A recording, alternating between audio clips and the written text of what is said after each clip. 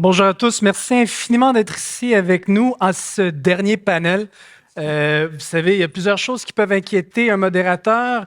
Un d'entre eux, c'est de suivre un panel aussi passionnant que celui qu'on vient de traverser. Le deuxième, c'est de faire le panel de fermeture, à savoir surtout après 3 longues journées d'échanges et de rencontres. Alors, merci d'être là. Je vous avise, la majorité de nos échanges se feront en anglais, mais partiellement en français aussi avec certains de nos invités. So I'm happy today, of course, as head of Canada's or North America's largest French-speaking downtown, to host the Forum de Montréal here in downtown Montreal, and to host you all here in downtown Montreal. We will be talking about the future of cities, but first of all, allow me to introduce my wonderful guests, starting with Mary Rowe, CEO of the Canadian Urban Institute, Mr. Benjamin de la Peña, CEO of Shared Use Mobility Center and Chair of Global Network of Popular Transportation, with us from Chicago. I like to remind saying that it's my favorite American city. Thank you very much for being with us. And Professor Stéphane Roche, professeur invité à l'Université de l'Ontario française, responsable de la recherche because I'm reading it in English, et c'est un peu le franglais qui embarque ici. So, invited professor and head of the Urban Environment Studies and Research Group at Université de l'Ontario français. Merci beaucoup d'être avec nous aujourd'hui.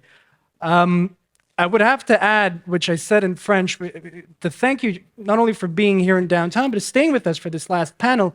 It is not only tough to follow such a great act, the exchanges that we had with the panelists that were here right before us, but knowing that you just had 3 wonderful days of exchanges, your brain is full.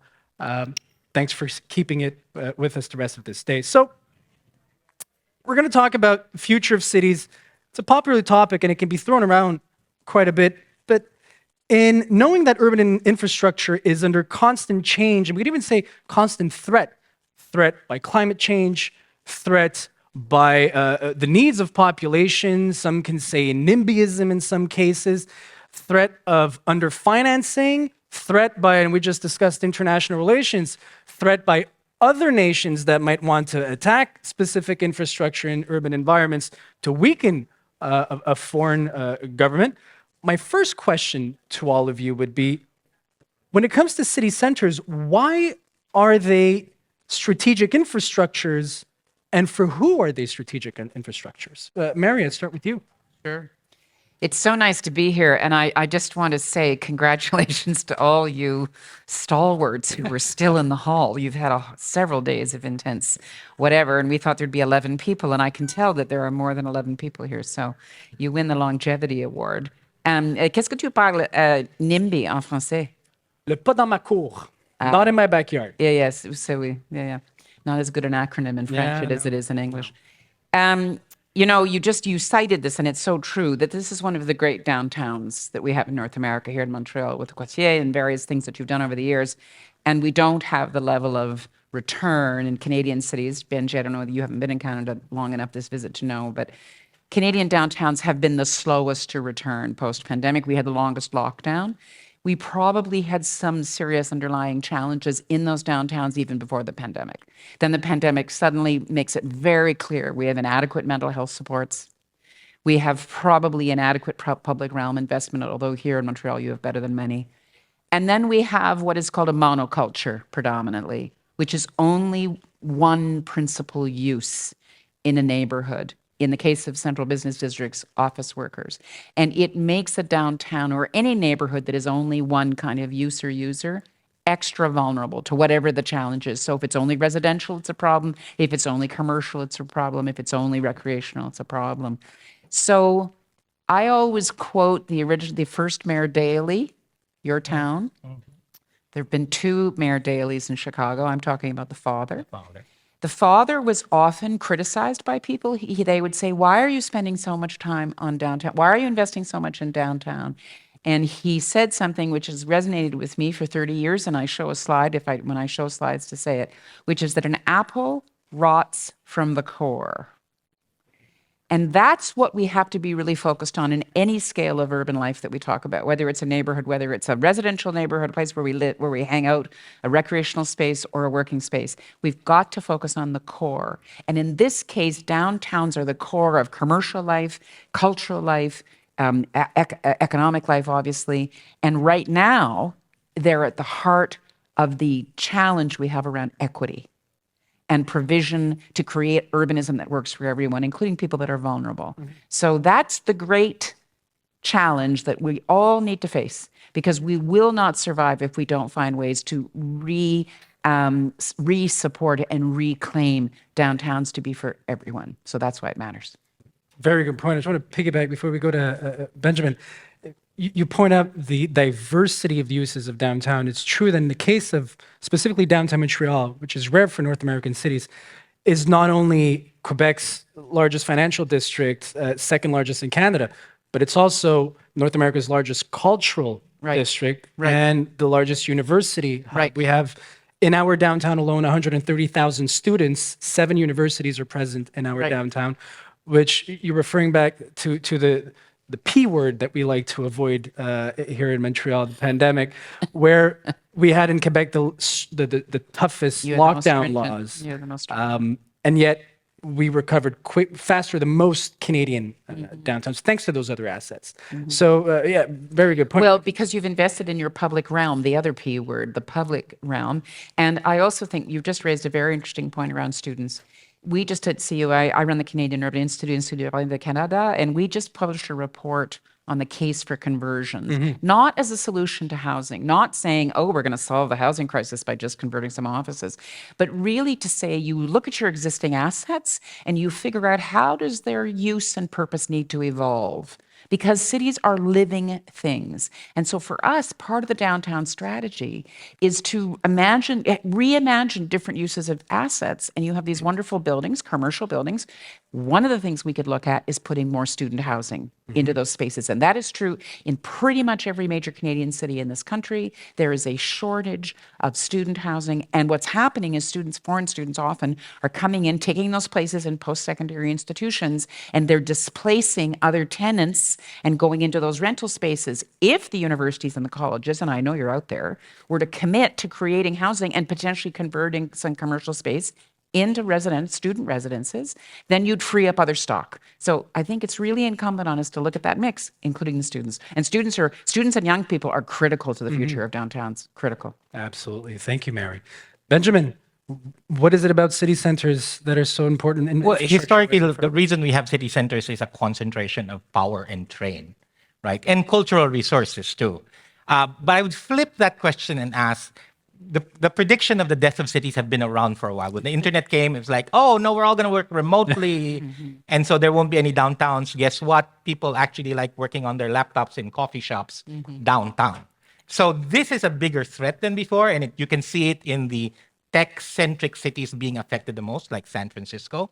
But if you look at what really killed most of the North American downtowns, and by that I mean the US, over the last century or so, it was transportation infrastructure that was designed to bring people from the suburbs into downtown by building these gigantic freeways that would cut through neighborhoods. And oh, by the way, requiring tons and tons of parking so that it's not walkable anymore. So in the making. And in the making, killing that and allowing the firms to move out to their own centers outside. And then the downtowns being hostile to pedestrians, right? Also, the other thing to note is this monocentric, only one downtown is a feature of the last 200 years or so of a kind of global North European, North American shape, right? The megacities of today are sprawling in many ways, and that's not good. But they're also multicentric and much more mixed. What's happened of kind of, it's all business downtown, this monoculture is actually what got us into trouble because there were no people living downtown. So therefore, when the work setups changed, and historically they have changed, right? It used to be largely agricultural, and then we went to kind of downtown industrial, and then it became office and white collar. So that was going to change. But the problem is we've created both zoning and rules of uses that made this very, very fragile. That said, I am very, very confident in cities' ability to adjust. Stuart Brand, one of my favorite thinkers, talked about how buildings learn, and there's a core of buildings that don't change. And he applied that to cities and civilization. And cities formed around, in fact, he found it very hard to separate civilization from cities, right? That we as a species grew in our sciences, in our arts, in our culture, because we congregated into cities. Another favorite thinker, Luis Betancourt, who was in the Santa Fe Institute, he did a study and said, what exactly do cities do?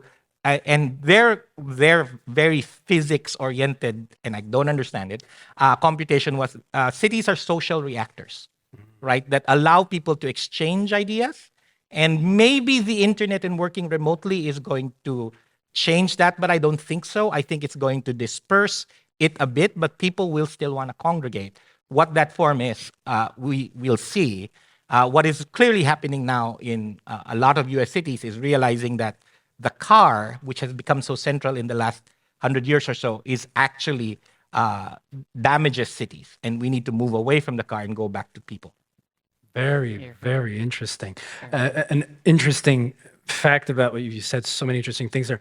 But when it comes to congregating, we compared data here in Montréal centre-ville when it came to back to office, which is really what dominated the narrative when it came to the return to downtown. Go back to the office to save your downtown. That's a heck of an argument. But we compared the return to office versus return to events and return to school with all universities. Our universities immediately after the isolation measures were relieved, went back to 90% back to class. And office, we're still at roughly 40%, 50%. And yet, if there's one thing you can do from home, is listen to a professor talk.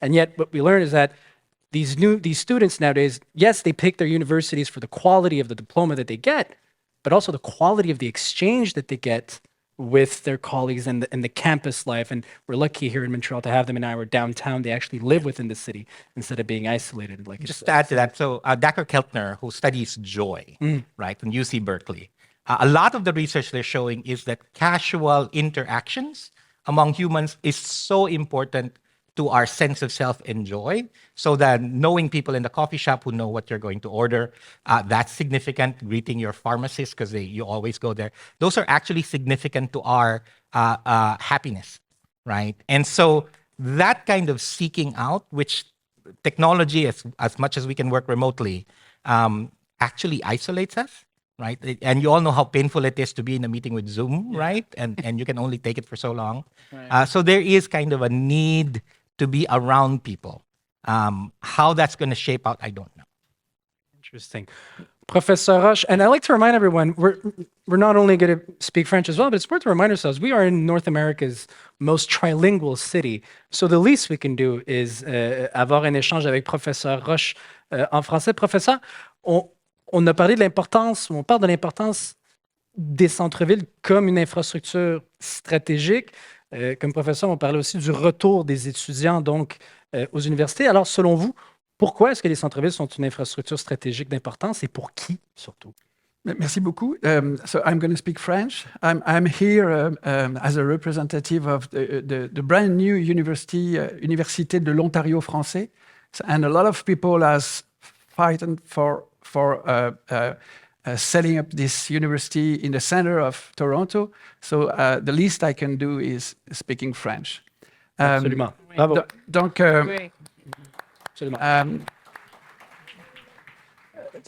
je trouve très intéressant les deux interventions préalables qui ont à la fois montré d'une certaine manière pourquoi historiquement les centres urbains sont si importants, puis aussi pourquoi aujourd'hui les recompositions assez complexes des villes, en particulier en Amérique du Nord, font en sorte qu'on ne peut plus parler du centre urbain, mais sans doute de centres. Et puis, vous l'évoquiez, le polycentrisme, le fait que les villes se réorganisent autour de structures polycentriques dans lesquelles les centres et les réseaux ont de plus en plus d'importance. Mais je voulais revenir à un élément qui me semble vraiment essentiel et qui fait la ville. En français, on a une expression qui s'appelle l'urbanité. Et l'urbanité, ça renvoie à ce mode de vie, aux caractéristiques, à ce qui fait le mode de vie urbain. Puis l'urbanité, c'est caractérisé par deux composantes essentielles. La variabilité des densités et la variabilité des objets et des personnes qui font la ville. Donc en réalité, il n'y a pas de ville et il n'y a pas d'urbanité s'il n'y a pas de diversité. Puis ce qui fait l'importance, et puis vous l'avez évoqué, des centres urbains, c'est que c'est là où traditionnellement la diversité s'exprimait et où elle continue à s'exprimer en général. Et d'où l'importance, parce que c'est aussi de là que naît l'identité d'une ville, le fait que ses habitantes et ses habitants vont s'y référer, vont en faire vont créer du sens autour des lieux de la ville. Et puis c'est essentiellement dans les quartiers centraux, c'est essentiellement dans ces quartiers historiques qu'on peut mesurer, prendre la mesure de l'importance de ce qui fait la ville, c'est-à-dire les dynamiques urbaines et en grande partie les dynamiques des habitants et des habitantes des villes. Ça, c'est un élément qui me semble important. Le deuxième élément, c'est que les villes se sont construites depuis les villes du Moyen-Âge, alors peut-être moins en Amérique du Nord, mais en Europe, autour de leur centre. On souvent, et puis il y a tout un tas de modèles, hein, la théorie de la diffusion de quelqu'un comme Hagerstrand, qui montre que l'innovation, en général, même si c'est plus tout à fait le cas aujourd'hui, a eu tendance à se diffuser des centres vers la périphérie. Mais au cours de leur développement, les villes se sont construites autour ou à partir de leur centre. Et ce qui fait qu'aujourd'hui, on constate qu'effectivement, les centres-villes sont aux prises avec des transitions très fortes, des recompositions très fortes, mais ce n'est pas nouveau. C'est pas nouveau. Vous évoquiez l'épisode de pandémie de coronavirus qui a montré combien, finalement, nos centres-villes étaient fragiles, combien en 2 ans, certaines réalités qu'on pensait acquises ont été complètement remise en cause. Mais ce n'est pas nouveau non plus. Peut-être que ça va plus vite aujourd'hui. Mais en fait, puis je vais terminer là-dessus, vous évoquiez la ville comme une fabrique, je ne me souviens plus, fabrique sociale, mais la ville, c'est aussi un environnement, un écosystème vivant qui évolue avec son environnement. Et donc, je crois que le cœur de cet écosystème reste la plupart du temps ces quartiers centraux, et que finalement, un être vivant dont le cœur arrête de battre, c'est un être vivant qui meurt. Un être vivant dont le cœur arrête de battre est un être qui meurt. C'est la comparaison avec le cœur de la pomme qui pourrit de l'intérieur. On a là un bon segue, comme on dit en bon franglais. I would like to add to this the element of what we can learn from infrastructures that were developed in city centers, and what we should learn from them, and what we should push for. My point here being that many city centers, we were referring to historical cities or even modern cities, many of them were built or grew thanks to strategic infrastructure being built within them, whether they be universities, some of them being that, whether they be religious monuments where people would congregate for those. In the case of downtown Montreal, it's all of the above. We had the universities open post-Quiet Revolution, le quartier des spectacles, which turned it into a cultural hub, and then the financial, le quartier international, right south of us, that allowed it to become. Now, knowing the types of strategic infrastructures that were grown, what would you say are the most strategic or crucial infrastructures for the future of city centers? Is it public transportation, housing, medical attention? In our case, like many others, mega hospitals opening in the heart of city centers. What should we be looking towards or avoid? Should I even add? Right? Oh, God. Do we want to make it Disney? Yeah, I mean, Something, that's make it I mean, Vegas. I mean, People this will is the come. challenge. I mean, one of the things that you didn't cite, which I think is important that we try to remember, but you mentioned it, Stéphane, in terms of ecosystems, is that in most cases, cities are actually organized around some natural asset, a port, water, some kind of transportation access, the railway. We have lots of Canadian cities that were literally created because the CPR and the CNR crossed. And so that's an extraordinary piece of infrastructure. Now we do it around airports and that kind of thing.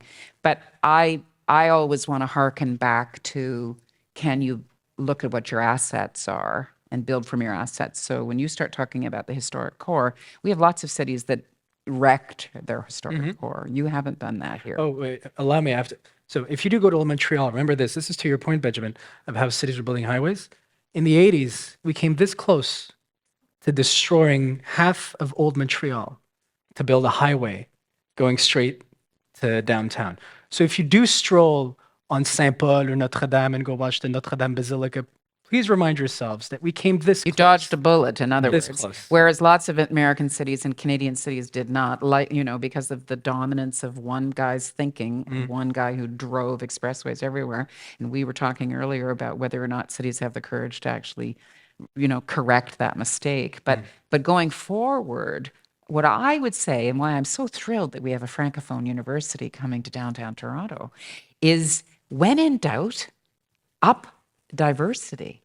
Up diversity of every kind. Diversity of uses, diversity of land use, diversity of built form, diversity of every kind. Canada's great success is our way in which we've been able to welcome newcomers. Now, we have a history and a legacy of exclusion and of settler, all the negative aspects of settler culture. So we're slowly coming to terms with how we can reaffirm our commitment to our Indigenous heritage. And while we do that, we've got this opportunity to continue to create infrastructures that support diversities and newcomers. And that has to be reflective in absolutely everything we build, how the kinds of institutions that we want to support. And when in doubt, make room for more difference is what we want to make room for. Very interesting, fascinating. Thank you. I can answer that in two ways. One is, first, historically, why there's theories, right, of why cities formed. There's the market theory, right, that people come and trade, so that's why it becomes a city. And then there's the temple theory of people come and worship. Both of those are, we exchange goods and exchange social connections. The other one, right, is we share similar experiences. So as long as a city continues to do that, foster business interactions and not very centralized business interactions, but continue for people to find livelihoods, and that's good. As long as it fosters it gives infrastructure that allows people to connect with each other and have social shared experiences, that's good. The other reason why the downtown itself is strategic infrastructure is about climate change, right? There's a saying that the greenest building you will build is the one that you don't have to build. Right. So much of our built infrastructure in our North American cities is in downtown. And we need to adapt those. Otherwise, we'll be generating more carbon, generating very green buildings on the periphery or wherever else, right? And so take that as kind of assets you already want to leverage so that it has a smaller carbon footprint. And take those and say, which ones of these are not allowing us to have more diversity, more people to interact and meet? And maybe that's what we need to rethink the uses on. And that's like single-use floor plates, large floor plates for offices, which, by the way, was already changing before the pandemic. A friend of mine, Lisa Picard, who used to run the EQ, which was the commercial real estate internal practice of Blackstone, one of the things she was talking about was it was very hard to do commercial office leasing because the model used to be you'd book a company for 10 years or 5 years. Well, guess what? The companies that were startups, you weren't sure if they were going to exist in 3 years. So they weren't going to sign 5-year contracts. And then WeWork came along, right? And it was like this mix and match as you needed and expand into it. So they were shifting into much more engagement-oriented curation of experience and kind of opening up into the community. Right. And that, I think, is accelerated by the pandemic. We're going to have to, again, figure that all out. But going back to your question, right, is does it help market with a small m and livelihoods? And does it help shared social interaction? That's key infrastructure, and utilize the built environment that you already have invested in and improve it. Oui. Professeur Roche, comment on construit là-dessus? Stéphane, ça va aller. It's gonna be perfect. Steph. Ça va. As you want. Une des choses que la pandémie a mis en évidence, puis qu'on voyait et qu'on sentait, c'est à quel point les infrastructures, et en particulier dans les villes en général et en particulier dans les centres-villes, sont de plus en plus interconnectées. Puis le fait qu'aujourd'hui, on parle de ville intelligente, même si j'aime pas tellement cette expression-là, mais peu importe, mais en tout cas, qu'on prenne conscience que la transition numérique qui s'impose à nous oblige à revoir la façon dont on prend des décisions, la façon dont on assure des suivis, dont on gère les infrastructures, etc., montre à quel point, et puis cette couche numérique qui se rajoute, fait en sorte que les infrastructures sont de plus en plus interconnectées et de plus en plus interdépendantes. Donc, j'ai un peu de mal à répondre à la question quelle est l'infrastructure la plus importante, parce que je ne crois pas qu'il y en ait une qui soit plus importante. Il y en a peut-être une qui est l'habiter, parce qu'à la base, oui, les villes se sont développées pour le commerce, mais elles ont surtout, au départ, été construites pour offrir un habitat sécuritaire, Pour la main-d'œuvre. mais dans lequel les gens pouvaient se regrouper et vivre ensemble de façon à créer une masse suffisante pour pouvoir se défendre et se protéger. Puis, bon, je ne veux pas faire un retour historique aux origines, mais faut, il me semble, garder ça en tête, parce que c'est ce qui fait que les gens continuent à vouloir habiter ou vivre ensemble ou pas. Donc, et d'ailleurs, quand on parle des transitions urbaines, là, on parle souvent de transition socio-écologique, elle a été évoquée, transition numérique et transition de l'habité ou de l'habitat urbain. Parce qu'aujourd'hui, puis je pense que ça va être ça ma réponse, c'est la grande question, c'est comment habiter la ville au XXIe siècle. Ça veut dire quoi habiter la ville au XXIe siècle, et en particulier des quartiers centraux. Puis tout ce qui a été dit jusqu'à présent le montre, c'est-à-dire que quand on dit pour redynamiser les centres-villes, il faut ramener les travailleurs, enfin les gens qui y travaillaient, ça veut dire qu'ils n'habitent pas là. Et puis c'est tout le problème que pose l'étalement urbain, et puis etc. Mais je pense qu'on a vraiment une question à se poser essentielle, c'est comment est-ce qu'on envisage d'habiter le monde, qui aujourd'hui est essentiellement composé, enfin, à plus de 50% de personnes qui vivent dans des environnements urbains, pas toujours des villes, mais des environnements urbains. Puis si on suit les pronostics des Nations Unies, ça pourrait être 70-80% d'ici 2050. Alors ça va toucher beaucoup l'Afrique, l'Asie, mais aussi l'Amérique du Nord.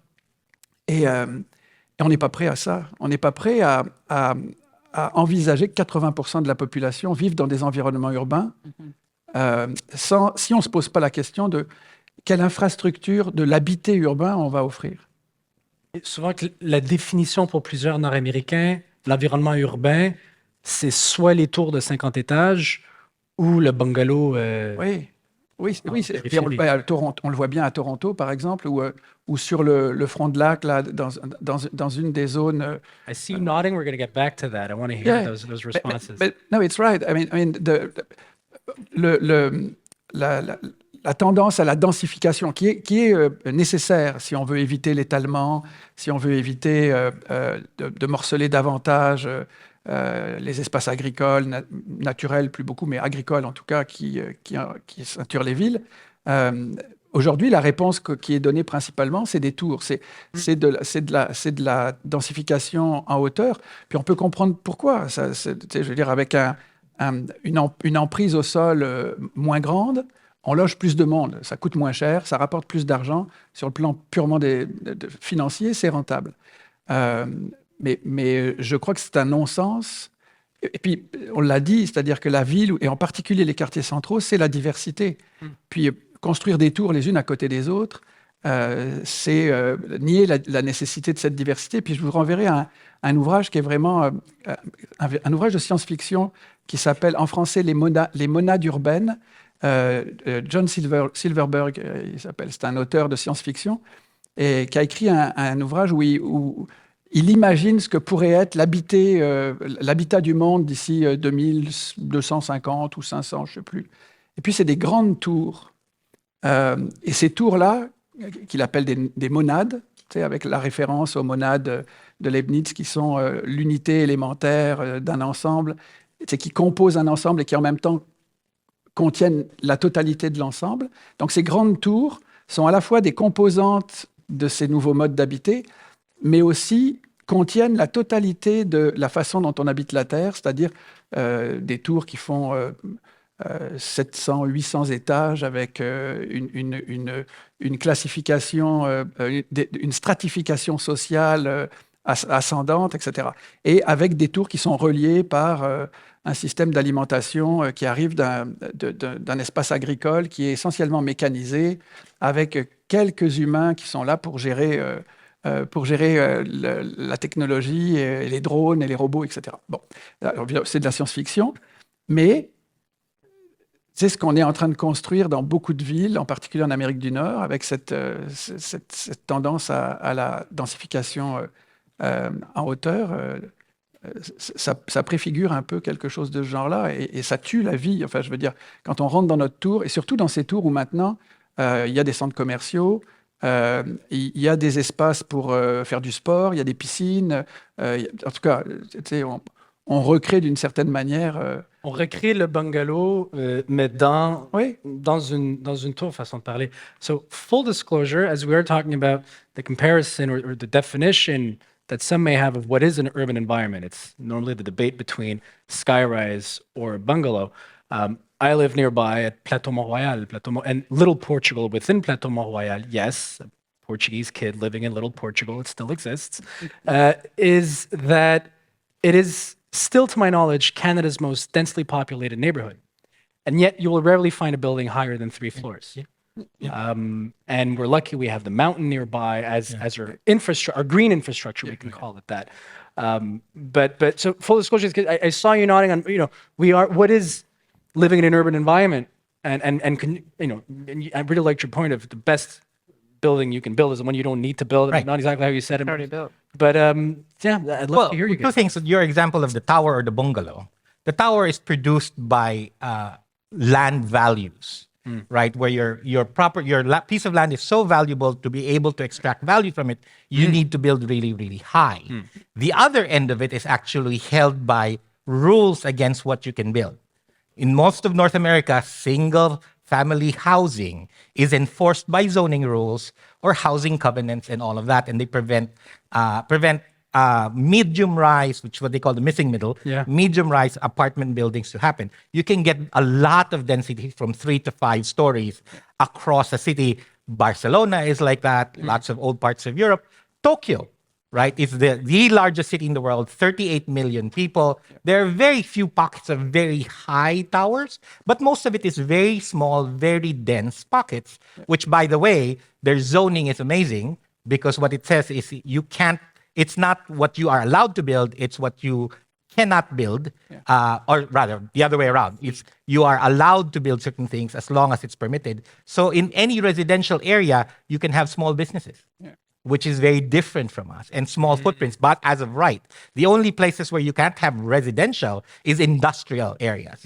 So then you get this very fine grain, and by the way, cheaper housing relative to housing costs in North America. Chicago is still, of the big cities in North America, has one of the cheapest housing markets because we have a lot of 3 to 5 story apartment buildings strewn across the city wherever you go. So you can get density without having to go to towers. Mary? I just always, back to cities being about diversity, I also think cities have to be about choice. So when I say up diversity, I also mean up choice. I worry a little bit that urbanists get a little snobby and we say, those towers are terrible and everybody wants to live mid-rise. There's lots of people that love living on the 70th floor. They love it. And I worry that we cast an aspersion there, which is inappropriate. I'd rather that we start thinking carefully about having lots of different choices. Now, that being said, we know, and we certainly saw it during the pandemic, there's good density, which involves public realm investments and lots of services. And then there's bad, or what we say in English, shitty density. Do you say that in French? Where you have way too many people, multi-generational families. We're living in spaces that are too small. During the pandemic, no place to be able to safely contain the virus, and really poorly maintained public spaces and public realm. And that's one of the dilemmas we've had, is that public housing tended to be towers and with inadequate resources around them. So I just want us to try to get to a place of understanding what the trade-offs are. And one of the dilemmas we have with zoning, the dreaded zoning, is that if you make it too difficult to and too onerous to actually up the density in certain neighborhoods, even at a modest level, 10 or 12 stories, what happens is the developers, the big bad development community, ends up sensibly looking at where it can build, and then Path of least resistance. correct, and it will knock down a perfectly serviceable 14-story building of apartments, because it's the only place they can get to actually go and build a 60-story building. So that's kind of crazy. You know, we ought to be trying to find situations where we're being really imaginative about the mix. And that's where I worry a little bit, that we're not open enough. And that's where the rules, too many rules, in my view, impede our capacity to do something interesting. And absolutely what you suggest, co-locate, commercial, residential, retail, cultural, find more and more ways to have multiple uses, and rethink. Never have a building that only does one thing ever again. Yeah. That's right. Yeah. Vous voulez ajouter? Oui, dans les années 60, dans la région parisienne, il y a eu toute la construction des villes nouvelles. Ces villes nouvelles qui étaient supposées redynamiser la périphérie parisienne, et surtout contrebalancer l'hypercentralité parisienne, puis le fait qu'il y ait des densités très fortes, et puis un déséquilibre. Puis l'idée a été, et puis elle semblait vraiment bonne à l'époque, de dire on va faire des villes, puis on va les organiser. Il va y avoir des espaces où l'on loge, des espaces où l'on consomme, des espaces où on étudie, des espaces, etc., etc. Et même en termes de mobilité et d'infrastructures de transport, l'idée avait été de séparer les infrastructures de transport. C'est-à-dire qu'il y avait des voies pour les véhicules automobiles, il y avait des voies pour le transport collectif, il y avait des voies pour les piétons. Si bien que la première fois qu'on arrivait dans une ville comme ça, si on était trois arrivés avec trois modalités différentes, trouver un point de rendez-vous d'intersection, c'était très difficile, parce que c'était sur des niveaux différents. Qu'est-ce qui s'est passé? Au bout de 10-15 ans, la ville a repris ses droits, et l'urbanité a repris ses droits. Et là où la vie s'est développée vraiment, c'est dans des rues dans lesquelles on a revu de la mixité apparaître. On a revu des immeubles qui à la fois offraient des commerces, des bureaux, etc. Ce qui est allé à l'encontre des plans d'urbanisation qui avaient été mis en place. Donc ça, c'était un laboratoire assez intéressant de montrer comment, à un moment, on a pensé bien faire en disant on va privilégier des espaces dédiés à des usages particuliers ou à des fonctions urbaines particulières, pour constater que ça ne marche pas. Et encore une fois, cette métaphore de l'écosystème vivant est très intéressante, parce qu'elle montre que malgré les politiques, il y a un moment où le système lui-même, vivant, se réorganise. Et je crois qu'on prend souvent dans les écoles d'urbanisme, on ne prend pas en compte suffisamment cette perspective-là, parce qu'on a tendance à regarder les dynamiques et les environnements urbains avec une seule paire de lunettes, une seule métaphore. Puis il y a un auteur qui n'a pas travaillé sur la ville, mais sur les organisations, qui s'appelle Garrett Morgan, qui a publié un ouvrage il y a plusieurs années qui s'appelle Image of the Organization. Et ce qu'il nous dit, c'est pour comprendre une organisation humaine, Il faut coupler les métaphores, changer les focales. Et donc là, il nous dit, par exemple, une organisation, on peut la voir comme un système vivant, on peut la voir comme une machine, on peut la voir comme un système politique, comme une prison du psychisme, etc., etc. Et je crois que ça s'applique aussi beaucoup à la ville. Et c'est pour ça aussi que j'avais beaucoup de difficultés à répondre quelle infrastructure, parce qu'en réalité, si on s'attache à une infrastructure, ben, ça veut dire qu'on se limite à une paire de lunettes.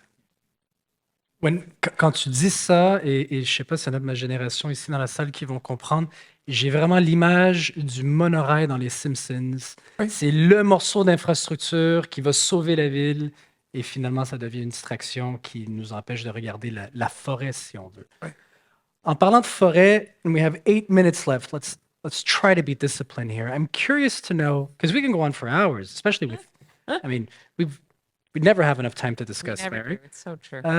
Is the challenges we touched upon it, right? The challenges for the private sector when it comes to adequately invest in infrastructure in the city centers. They follow the path of least resistance. They have to respect the rules of the market. You can't do a negative project. And then we haven't touched a lot on the political side, but I'd like to touch both of them, which is we mentioned NIMBYism, but elected officials control zonage, control, whether it be municipal, in our case, federal and provincial, the infrastructure investments.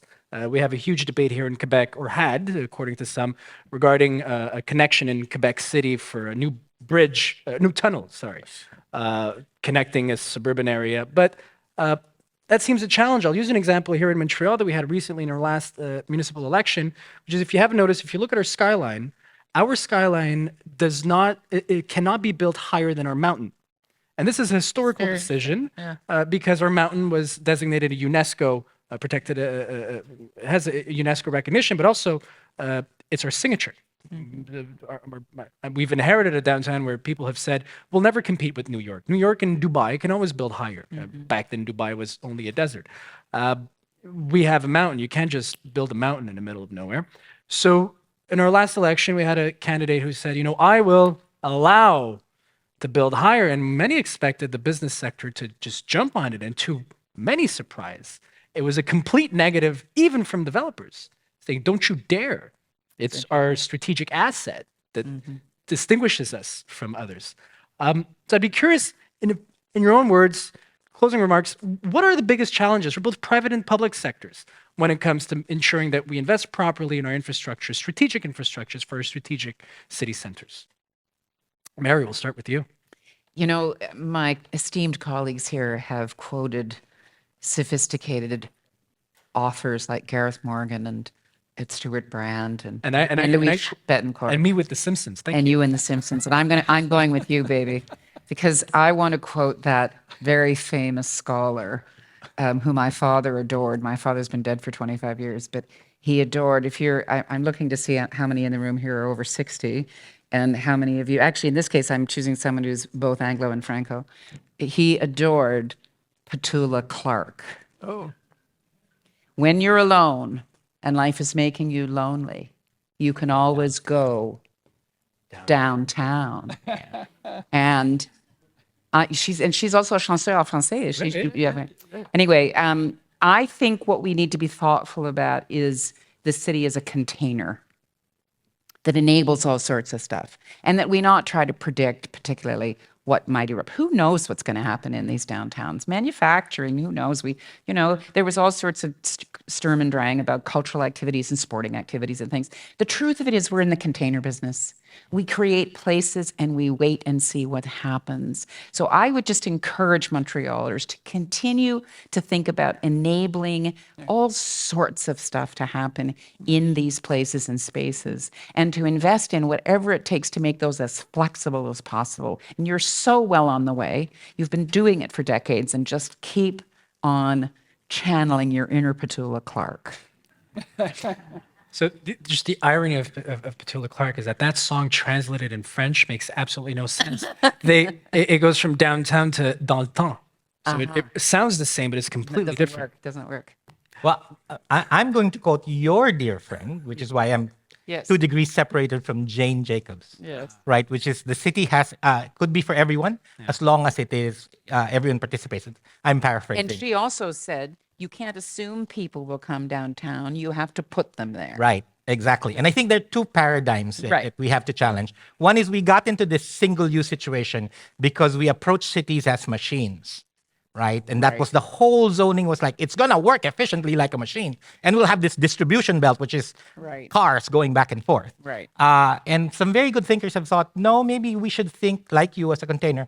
We should think as gardeners, right? How do we make life flourish within these cities? And that's not about dictating what use is where, but to saying what is happening now and how can we encourage more of that and allow people to interact. There's this other very key thing between democracy and cities. There's a reason why democracy emerged first from cities because we need to work together. We're a social species, and being around each other means we have to make decisions together.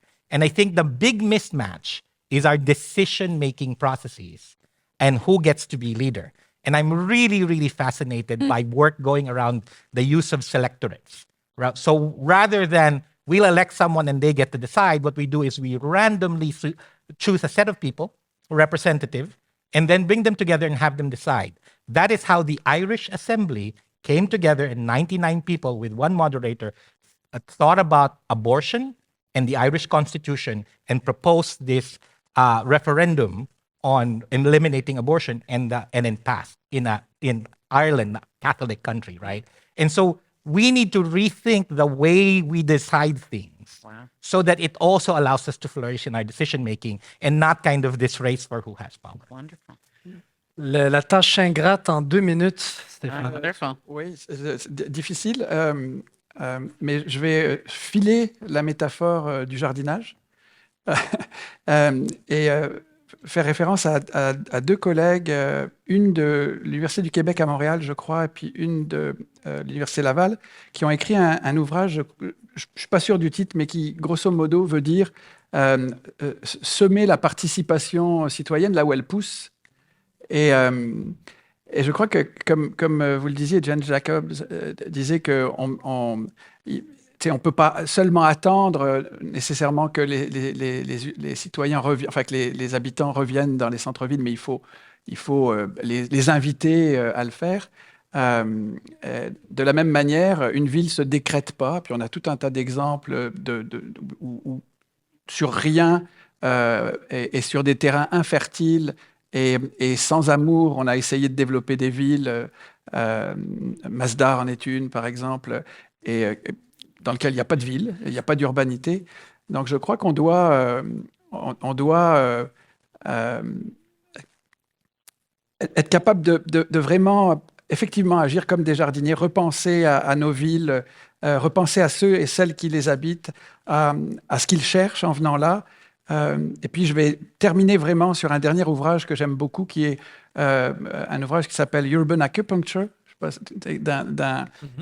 J'ai oublié le nom de l'auteur, mais qui est l'ancien maire de Curitiba au Brésil, architecte d'État et de formation, et qui nous dit plutôt oublier les grandes politiques de planification, les politiques de type one size fits all, et puis considérer la ville comme un organisme vivant et aller semer ce qu'il faut là où il faut. Tout en gardant à l'esprit que si vous posez un geste ici, ça aura des répercussions peut-être là aussi. Et donc, ce qu'on pose comme geste dans un centre-ville, par exemple, aura aussi des répercussions dans d'autres lieux de la ville. Et je crois qu'il faut qu'on commence à vraiment repenser ça de cette façon-là. C'est-à-dire en suscitant l'innovation urbaine, en supportant les initiatives citoyennes également. Merci, Stéphane. Benjamin, Mary, thank you very much. And to all of you who attended this conference, thank you very much for having joined this conference, for being here in downtown Montreal, and for sticking with us till the very end. I hope you enjoyed yourselves. Thanks.